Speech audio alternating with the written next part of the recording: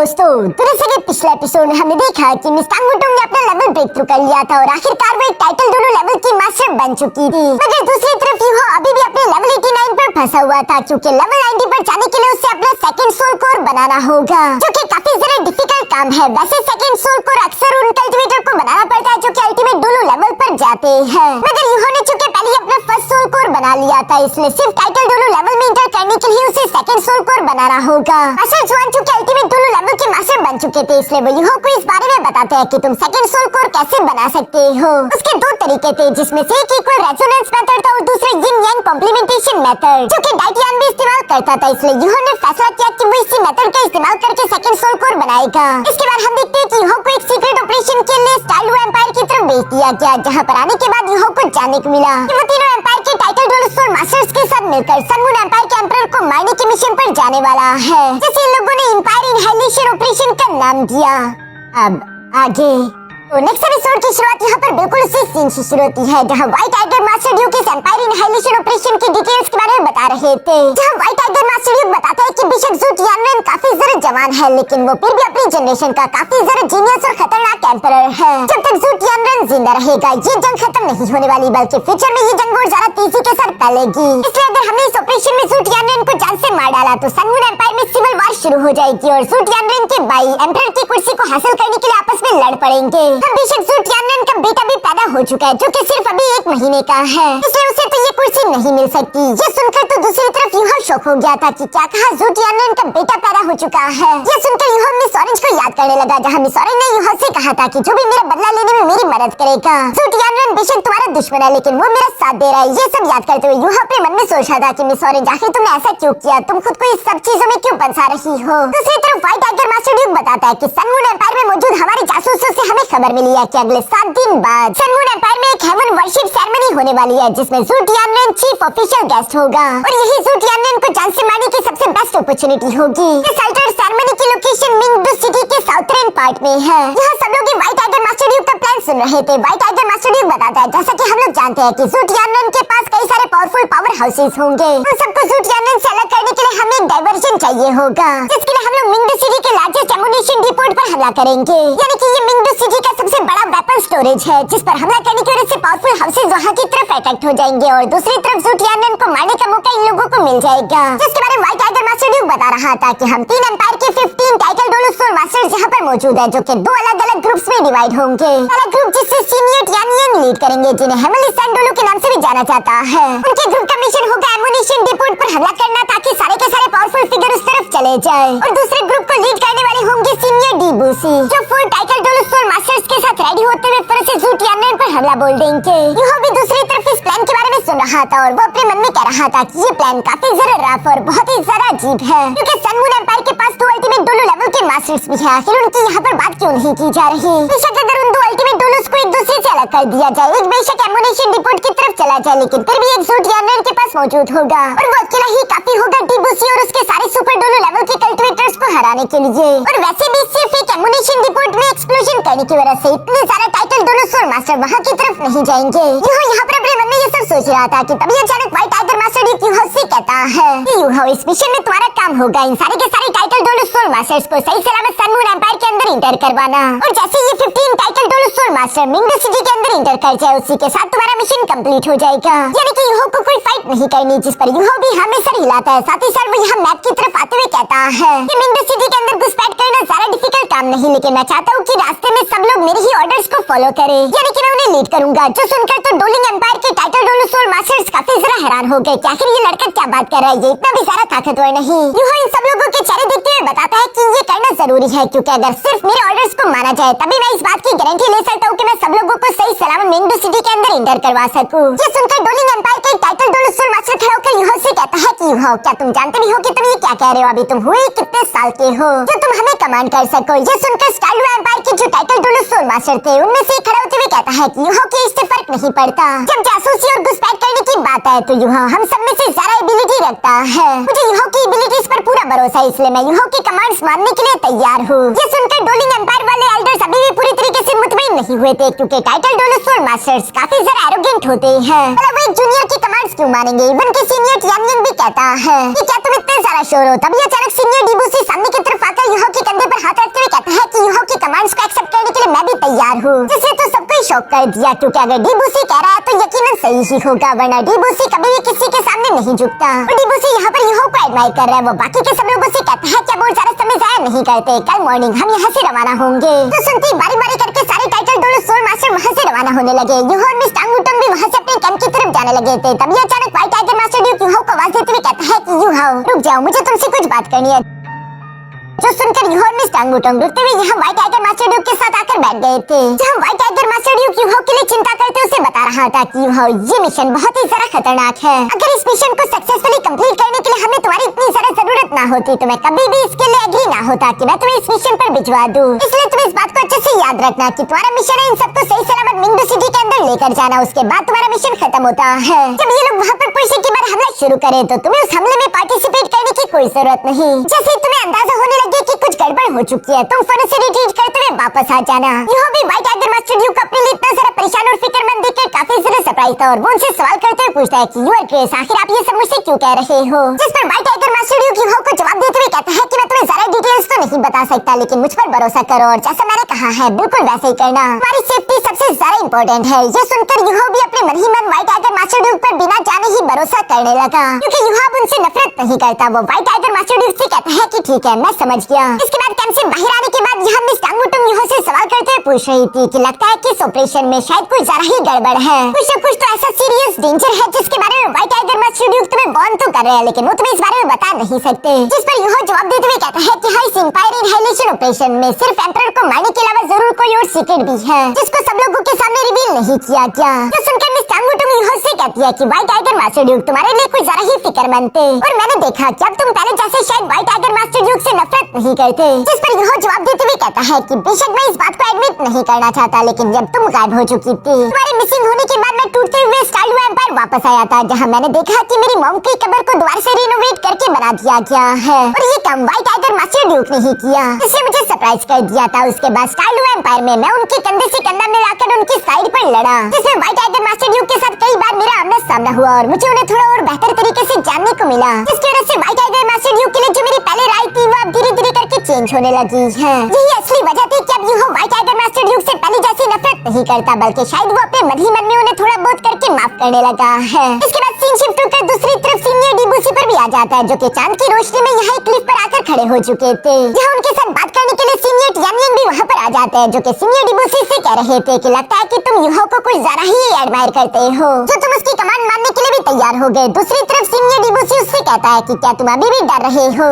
अगर तुम्हें यूहो के कमांड्स पर डर और शक लग रहा है तो लगता है कि तुम उस लड़के के ट्रू पोटेंशियल को समझ ही नहीं पाए। बेशक यूहो इस वक्त लेवल 89 पर स्टक होकर रह चुका है, लेकिन यूहो की जो सोल पावर है वो ऑलरेडी एक टाइटल डोलो सोल मास्टर को क्रॉस करके आगे बढ़ चुकी है। इवन कि तुम उसकी स्पिरिचुअल पावर को एक सुपर डोलो लेवल के कल्टिवेटर के साथ कंपेयर कर सकते हो। तो सुनकर तो सीनियर टियानयिंग भी सरप्राइज होते हुए कहते हैं कि क्या कहा एक सुपर डोलो। सीनियर डीबूसी जवाब देते हुए कहता है कि हाँ तुम बिल्कुल सही समझे, यूहो ने बहुत पहले ही अपना पहला सोल कोड जनरेट कर लिया था, और जैसे यूहो का टैलेंट और कल्टिवेशन स्पीड है, अगर सिर्फ 10 साल भी उससे और मिले तो आसानी के साथ तुम्हें भी सरपास कर देगा। ये बातें बताने के बाद सीनियर डीबूसी यहाँ सीनियर टियानयिंग से भी कहता है कि तुम काफी जरा बेचैन दिखाई दे रहे हो, शायद यही वजह है कि तुम किसी पर भरोसा नहीं कर पा रहे, जानने के बावजूद भी तुम यूहो पर शक कर रहे थे। जिस पर सीनियर टियानयिंग जवाब देते हुए कहता है कि हाँ शायद तुमने सही कहा, क्योंकि डोलिंग एम्पायर यानहुन एम्पायर जितना ज्यादा ताकतवर नहीं है। अगर एक बार सनमून एम्पायर ने यानहुन एम्पायर को पूरी तरीके से हरा दिया या उनसे अपना फोकस हटाकर डोलिंग एम्पायर पर लगा दिया तो उसके बाद हम लोग तो जरा सा भी होल्ड बैक नहीं कर पाएंगे, हमारे पास उन्हें रोकने की ताकत नहीं है। ये ऑपरेशन बहुत ही ज्यादा इम्पोर्टेंट है, जिससे हमारे तीनों एम्पायर के फ्यूचर जुड़ा हुआ है। इतनी इम्पोर्टेंट मिशन को मैं किसी बच्चे के हाथ में नहीं देना चाहता था, आखिर मैं क्यों ना हूँ नर्वस। तो सुनकर सीनियर डीबूसी भी एक लंबी सांस लेते हुए कहता है कि मैंने बिल्कुल भी एक्सपेक्ट नहीं किया था कि किसी दिन हम इस तरह की डेस्परेट सिचुएशन में फंस जाएंगे। सीनियर डीबूसी बताता है कि एक ऐसा समय था जब मैं कुछ ज्यादा ही एरोगेंट हुआ करता था, मुझे लगता था कि मैं इतना ज्यादा ताकतवर हूँ कि मैं दुश्मनों को अपने बॉर्डर से दूर रख पाऊंगा, मैं पूरी तरीके से कॉन्फिडेंट था। लेकिन अब जब मैं पीछे पलट कर देखता हूँ तो मुझे खुद पर हंसी आती है कि आखिर मैं इतना ज्यादा एरोगेंट कैसे हो गया, मुझे और ज्यादा तैयारियां करनी चाहिए थी। इस पर सीनियर टियानयिंग कहता है कि अब इन सब चीजों का कोई फायदा नहीं, वो सब पीछे रह चुका है, पास में जो हो चुका वो तो हम नहीं बदल सकते, लेकिन फ्यूचर का हम लोगों को सोचना होगा, और इस समय हमारा फ्यूचर दांव पर लगा हुआ है। इसलिए मैं तुमसे जानना चाहता हूँ कि हमें जो मिंगडू सिटी से इंटेलिजेंस की खबर मिली थी क्या वो पूरी तरीके से कंफर्म है ना। जिस पर सीनियर डीबूसी जवाब देते हुए कहता है कि हाँ उसमें कोई शक नहीं, और एक बार जब हमारा मिशन कंप्लीट हो जाए उसके बाद तुम फौरन वहाँ से निकल जाना, मेरी फिक्र मत करना। ये सुनकर तो ऐसा लग रहा था जैसे कि सीनियर डिबूसी वहीं पर रुककर खुद को सैक्रिफाइस करने वाले हैं। जिस पर सीनियर टियानयिंग जवाब देते हुए कहता है कि ठीक है, मैं समझ गया, तुम अपना ख्याल रखना। इसके बाद सीन शिफ्ट होकर बारी बारी करके बाकी के लोगों पर भी जाने लगा जो सब कल्टिवेशन प्रैक्टिस या फिर बेचैनी से कल सुबह का इंतजार कर रहे थे। हम यहाँ प्रिंसेस वीना को भी उसके टेंट में देखते हैं जो कि उदास होते हुए रो रही थी। शायद वो जानती है कि इस मिशन का अंत क्या होने वाला है। सीनियर डिबूसी कभी भी वापस लौटकर नहीं आएंगे। बाकी के टाइटल डोलोसोर मास्टर भी इसी तरह बेचैनी से आराम करते हुए कल सुबह का इंतजार कर रहे थे। इसके बाद आखिरकार सूरज उग आया। सुबह का सीन हम लोगों को देखने को मिलता है जहाँ पर पहले से बाकी के सारे टाइटल डोलोसोर मास्टर पहुंच चुके थे। यूहो और मिस टांग वुटंग भी आखिर में वहाँ पर आ जाते हैं। यहाँ सीनियर डिबूसी और सीनियर टियानयिंग भी मिशन पर जाने के लिए पूरी तरीके से रेडी थे। जहाँ सीनियर डिबूसी जाने से पहले प्रिंसेस वीना के कंधे पर हाथ रखते हैं जैसे कि वो उन्हें कहना चाह रहे हो कि हिम्मत रखो। हालांकि वो जानते रहे कि वो वापस नहीं आएंगे। व्हाइट टाइगर मास्टर ड्यूक यहाँ पर इन सब लोगों से कहता है कि सेफ ट्रैवल करना और उम्मीद करता हूँ कि तुम लोग जीत कर ही वापस आओ। जिस पर ये सारे टाइगर डोलोसोर मास्टर्स हमें जवाब देते। इसी के साथ ये लोग अपने मिशन के लिए रवाना होने लगे। दूसरी तरफ व्हाइट टाइगर मास्टर ड्यूक और उनके सारे के सारे सोल्जर इन सबको सैल्यूट कर रहे थे। इसके बाद नेक्स्ट सीन में हम देखते हैं जहाँ ये लोग हवा में उड़ते हुए स्टारलू एम्पायर के बॉर्डर की तरफ पहुंच रहे थे। तभी अचानक सीनियर डिबूसी यूहो को आवाज देते हुए कहता है कि यूहो, हम बॉर्डर के काफी करीब पहुंच गए। अब यहाँ से तुम्हारा काम शुरू होता है। जो सुनकर हम देखते हैं कि यूहो ने फिर से अपने स्पिरिचुअल डिटेक्शन और साथ ही साथ शेयरिंग टेक्निक को एक्टिवेट कर दिया जिसकी वजह से यूहो का विजन यहाँ पर इन लोगों को भी दिखाई देने लगा। ये देखकर तो वो सबके सब टाइटल डोलोसोर मास्टर पूरी तरीके से शॉक रह गए थे क्योंकि इन लोगों ने इस तरह की जबरदस्त टेक्निक और पावरफुल स्पिरिचुअल पावर कभी महसूस नहीं की थी। ऐसा महसूस हो रहा था जैसे कि ये लोग ऊपर से सब कुछ देख रहे हो। पूरे के पूरे मिंगडू माउंटेन रेंज की हर एक छोटी बड़ी चीज इन लोगों को बहुत ही क्लियरली दिखाई दे रही थी। ये लोग सरप्राइज थे कि इन लोगों का विजन जहाँ पर देख भी नहीं सकता, इन लोगों की 360 डिग्री पर हर एक चीज इन्हें नजर आ रही थी। यानी कि कोई भी ब्लाइंड स्पॉट नहीं है जो कि घुसपैठ करने के लिए सबसे ज्यादा बेहतरीन चीज थी। इवन कि यहाँ सीनियर टियानयिंग भी सरप्राइज होते हुए कह रहा था कि इस लड़के की स्पिरिचुअल पावर सच में मेरी इमेजिनेशन से तो काफी ज्यादा खतरनाक निकली। यहाँ पर हम देखते हैं कि इन्होंने अपनी स्पिरिचुअल डिटेक्शन और शेयरिंग टेक्निक के साथ साथ इन लोगों के अलग अलग करके रेड कलर के रूट्स भी बना दिए थे जिन्हें ये लोग फॉलो करते हुए अलग अलग रास्ते को फॉलो कर सकते हैं। यानी कि यूहो ही सब कुछ प्लान कर रहा है कि किस कल्टिवेटर को किस मौके पर कहाँ होना चाहिए। ये सब लोग एक दूसरे से अलग होते हुए चारों तरफ फैल गए थे लेकिन फिर भी एक दूसरे के साथ कनेक्टेड है। यहाँ पर सीनियर टियानयिंग कह रहा था कि वाकई में शेक एकेडमी एक मॉन्स्टर एकेडमी है जो कि इस तरह के मॉन्स्टर्स को पाल रही है। इवन कि हम देखते हैं कि डोलिंग एम्पायर का वही टाइटल डोलोसोर मास्टर जो कल के दिन यूहो पर एतराज कर रहा था वो भी यूहो के पास आते हुए कहता है कि यूहो, मुझे माफ कर देना जो कल के दिन मैंने तुम्हें इस तरह से अंडर एस्टिमेट किया। उम्मीद करता हूँ कि तुम्हें मेरी बातों का बुरा नहीं लगा होगा। जो सुनकर यूहो जवाब देते हुए कहता है कि नहीं, कोई बात नहीं। यूहो का अंदाजा हो चुका था कि जितने भी टाइटल डोलोसोर मास्टर है वो यूहो की स्पिरिचुअल पावर से तो इंप्रेस हो चुके थे क्योंकि यूहो सिर्फ इन लोगों को लीड नहीं कर रहा बल्कि वो हर एक 15 टाइटल डोलोसोर मास्टर के कल्टिवेटर के लिए अलग अलग डिस्टिंक्ट इंडिविजुअल रूट भी तैयार कर रहा है कि उसे किस रूट में किस तरह की मूवमेंट के साथ आगे बढ़ना होगा जो करने के लिए बहुत ज्यादा फोकस की जरूरत पड़ती है। यूहो वाकई में बेहतरीन कमांड लीडर बन सकता है। इवन कि सीनियर डिबूसी भी यूहो से काफी ज्यादा इंप्रेस थे। वो यूहो से कहते हैं कि ये तो स्प्लिट फोकस कंट्रोल टेक्निक है ना, तुम इसे क्या जबरदस्त स्पिरिचुअल पावर के साथ परफॉर्म कर रहे हो। कहीं तुम्हारी स्पिरिचुअल आई सेकंड टाइम अवेकन तो नहीं हो चुकी थी। सीनियर डिबूसी को अब यहाँ पर पछतावा हो रहा था। वो कहता है कि बड़ी ही अफसोस की बात है कि काश तुम एल्डर मुइन से पहले मुझे मिल चुके होते तो मैं तुम्हें अपना लास्ट डिसाइपल बना चुका होता। वो कमीना मुइन बहुत ही जरा लकी है जो तुम जैसा डिसाइपल उससे मिला। यहाँ अपने टीचर के बारे में ऐसी बातें सुनकर यूहो सीनियर डिबूसी से कहता है कि आप जरा संभल कर बातें करें। वो मेरा टीचर है जो मेरे लिए फादर फिगर की तरह थे। मैं उनकी बहुत ही ज्यादा रिस्पेक्ट करता हूँ। अगर सीनियर मुइन गुजर भी चुके होते तब भी मैं कभी आपका डिसाइपल ना बनता। मैं आपके सेट को ज्वाइन नहीं करने वाला था। जो सुनकर सीनियर डिबूसी मुंह बनाते हुए कहता है कि अपसेट होने की कोई जरूरत नहीं। अगर एल्डर मुइन इस वक्त जिंदा और मेरे सामने होता तब भी मैं उसे इसी तरीके से पुकारता क्योंकि एल्डर मुइन की वजह से पास में मेरा एल्डर ब्रदर जान से मारा गया था। यहाँ यूहो सीनियर डिबूसी की बातें सुन रहा था और वो अपने मन में सोच रहा था कि सीनियर डिबूसी का जोश पहले जैसा नहीं रहा। लास्ट टाइम जब वो डाइटियान के साथ भी फाइट कर रहे थे तब भी वो काफी ज्यादा जोशीले और जज्बाती थे लेकिन अब देखकर ऐसा लग रहा है जैसे कुछ तो उनके अंदर मुरझा चुका। सीनियर डिबूसी कहता है कि पुरानी बातों को याद करने का कोई फायदा नहीं। फिलहाल हम जिस मिशन पर आए उस पर फोकस करना जरूरी है। इसलिए यूहो तुम हमें लीड करो, तुम्हें जो बेहतर लगे तुम वो कर सकते हो। ये सुनकर यूहो हमें जवाब देता है। साथ ही साथ उसने अपने सोर्स के लिए इमिटेशन इनविजिबिलिटी को एक्टिवेट कर दिया था जिसमें वो अपने सामने एक फॉर्मेशन क्रिएट कर देता है। इस फॉर्मेशन के अंदर से गुजरते हुए ये सारे के सारे टाइटल डोलोसोर मास्टर पूरी तरीके से इनविजिबल हो चुके थे जिस तरह से यूहो और उसके साथी यहाँ high altitude soul guidance tools के ऊपर से गुजर रहे हैं लेकिन वो इन्हें डिटेक्ट और देख नहीं पा रहे। इसी तरीके से यूहो और उसका पूरा के पूरा ग्रुप आसानी के साथ बॉर्डर को क्रॉस करते हुए सनमून एम्पायर के मिंगडू सिटी के अंदर आ जाता है जहाँ पर पुष्टि के बाद पहले सीनियर डिबूसी ने इन सबको बता दिया था कि एक बार जब हम लोग मिंगडू सिटी में पहुंच जाए तो उसके बाद हम लोग चारों तरफ फैलकर अलग अलग हो जाएंगे। हर किसी को रूप बदलकर अपनी आइडेंटिटी छुपा कर रखनी होगी। तो सुनकर ये सब बिल्कुल ऐसे ही करते हैं। हर एक कल्टिवेटर ने अपनी आइडेंटिटी को चेंज कर दिया था ताकि ये लोग पकड़े ना जा सके। साथ ही साथ सीनियर डिबूसी ने कहा था कि हर एक 3 कल्टिवेटर्स का एक ग्रुप होगा जो कि सोल गाइडेंस टूल्स का इस्तेमाल करते कम्युनिकेट करेंगे। जो कम्युनिकेशन सोल टूल्स पहले से इन सबको प्रोवाइड किए गए, साथ ही साथ उन्होंने इन्हें बताया था कि सिर्फ कोड वर्ड में ही आपस में बातें करनी है। सब कुछ यहाँ पर बिल्कुल प्लान के मुताबिक चल रहा था। सीनियर डिबूसी ने ये भी बताया था कि यूहो और मिस टांगवुटोंग दोनों मेरे ग्रुप में होंगे। हम यहाँ कैरेज के अंदर यूहो और मिस टांगवुटोंग को भी देखते हैं, जो कि मिंगडो सिटी के अंदर आने के बाद अपना रूप बदल चुके थे। उन लोगों ने सनमून एम्पायर के लोगों जैसे कपड़े पहन लिए हैं ताकि कोई भी इन लोगों की शिनाख्त ना कर सके। अंदर आने के बाद मिस टांगवुटोंग काफी ज्यादा सरप्राइज थी, क्योंकि ये मिंगडो सिटी दोबारा से अपने पैरों पर खड़ी हो चुकी है। मिस टांगवुटोंग कहती है कि लास्ट टाइम मिंगडो सिटी के अंदर वो ग्रेट एक्सप्लोजन बहुत ही सारा टेरिफाइंग था, जिसकी तबाही के बाद मैंने एक्सपेक्ट नहीं किया था कि ये सिटी दोबारा इतनी जल्दी अपने पैरों पर खड़ी हो जाएगी। बल्कि मिंगडो सिटी सिर्फ रिकवर ही नहीं की, उल्टा मिंगडो सिटी पहले से ज्यादा मजबूत हो चुकी है। यहाँ का ऑरा पहले से भी ज्यादा डेंजरस महसूस हो रहा है, जैसे कि ये मिंगडो सिटी कोई सिटी ना हो बल्कि ये एक बहुत बड़ा स्टील का बीस्ट हो। यूहो मिस टांगवुटोंग की बातें सुनकर जवाब देते हुए कहता है कि टीचर जीवन ने मुझे पहले ही बताया था कि सनमून एम्पायर के सबसे powerful soul guidance tool virtual hall में नहीं बनाए जाते, बल्कि उन पावरफुल सोल गाइडेंस टूल पर एक इंपीरियल फैमिली का कंट्रोल है, जिसे इंपीरियल वर्शिप हाल कहा जाता है। एक सीक्रेट ऑर्गेनाइजेशन है जिसे इंपीरियल रिसर्च इंस्टीट्यूट कहा जाता है। वो ही सनमून एम्पायर के लिए पावरफुल सोल गाइडेंस टूल्स बनाती है। जिस इंस्टीट्यूट के सारे मेंबर ही लेवल 9 के सोल इंजीनियर्स हैं। उससे नीचे के सोल इंजीनियर्स को तो यहाँ पर एंट्री भी नहीं मिलती, इसलिए जब तक सनमून एम्पायर के पास ये इंपीरियल रिसर्च इंस्टीट्यूट है, सनमून एम्पायर की फाउंडेशन को कुछ नहीं होगा। वो हमेशा इसी तरह मजबूती के साथ खड़ा रहेगा, बल्कि वो पहले से भी ज्यादा ताकतवर होता रहेगा। इसी तरह की बातें करते हुए ये दोनों अपने डेस्टिनेशन पर पहुंच जाते हैं, जहाँ पर हमें यूहो का न्यू लुक देखने को मिलता है। जिसके बाद यूहो ने मिस टांगवुटोंग की तरफ अपना हाथ बढ़ाया और वो भी बगी से नीचे की तरफ आने लगी। हमें मिस टांगवुटोंग का भी न्यू लुक देखने को मिला, जिसमें वो बेशक पहले जैसी गॉर्जियस तो नहीं लग रही थी, लेकिन अब भी वो काफी ज्यादा खूबसूरत और एलिगेंट है। ये दोनों जब बगी से नीचे की तरफ उतरे, तभी अचानक इन लोगों को साइड से कुछ सोल्जर्स की आवाजें सुनाई देने लगी, जो कि सब लोगों के सामने अनाउंसमेंट कर रहे थे। वो सोल्जर स्पीकर में कह रहे थे कि सनमून एम्पायर हमेशा इसी तरह से शाइन करता रहे और हेवन की हम लोगों पर ब्लेसिंग रहे। हेवन वर्शिप सेरेमनी हमारे नेशन को और ज्यादा ताकतवर बना देगी।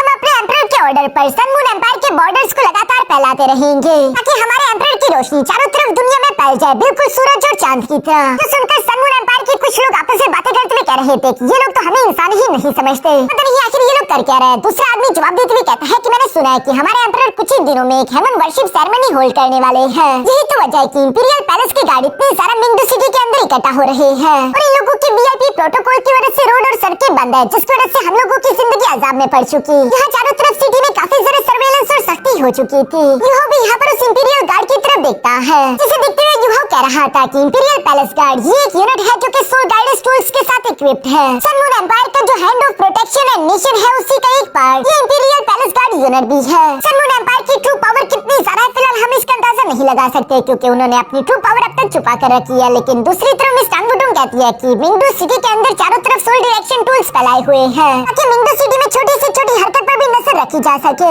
इसलिए हम लोगों को जरा सावधानी के साथ आगे बढ़ना होगा। इसके बाद हम लोगों को यहाँ शाम का सीन दिखाया जाता है। यूहो और मिस टांगवुटोंग एक होटल के अंदर आ चुके थे, जहाँ पर पहले से ही मास्टर डिबूसी एक कमरे के अंदर उन दोनों का इंतजार कर रहा था, जिसके बाहर एक गार्ड भी मौजूद है। और वो गार्ड यहाँ पर यूहो से कहता है कि सीनियर डिबूसी अकेले तुमसे कुछ बात करेंगे। ये सुनकर यूहो अकेले ही यहाँ पर उस कमरे के अंदर आ जाता है, जहाँ पर हम देखते हैं कि सीनियर डिबूसी ने अपने पावर का इस्तेमाल करते हुए इस कमरे के अंदर एक साउंड बैरियर भी क्रिएट कर दिया था, ताकि बाहर से कोई भी इनकी बातें ना सुन सके। यूहो दूसरी तरफ चलते हुए सीनियर डिबूसी के सामने आकर बैठ गया था, जहाँ सीनियर डिबूसी यूहो को चाय सर्व करते हुए यूहो से कहता है, यूहो तुम बाहर वॉक करने के लिए गए थे, बताओ कि आखिर बाहर कैसी सिचुएशन है, तुम्हें क्या कुछ जानने को मिला। जिस पर यूहो जवाब देते हुए कहता है कि सोल डिटेक्शन टूल चारों तरफ सिटी में फैले हुए हैं, लेकिन उनके सिवा मुझे मिंगडो सिटी में कोई ऐसी और बड़ी खबर नहीं मिली। ये सुनकर सीनियर डिबूसी यूहो को चाय ऑफर करते हुए कहता है कि ज़ूटियानर और मिस ऑरेंज का एक बेटा हुआ है, जो कि अभी एम्पायर का क्राउन प्रिंस है। उस बच्चे का नाम इन लोगों ने जू युनहान रखा है। और दोस्तों मैं पहले आप लोगों को बता दूं कि जू युनहान असल में ज़ूटियानर का बेटा नहीं बल्कि यूहो का बेटा है।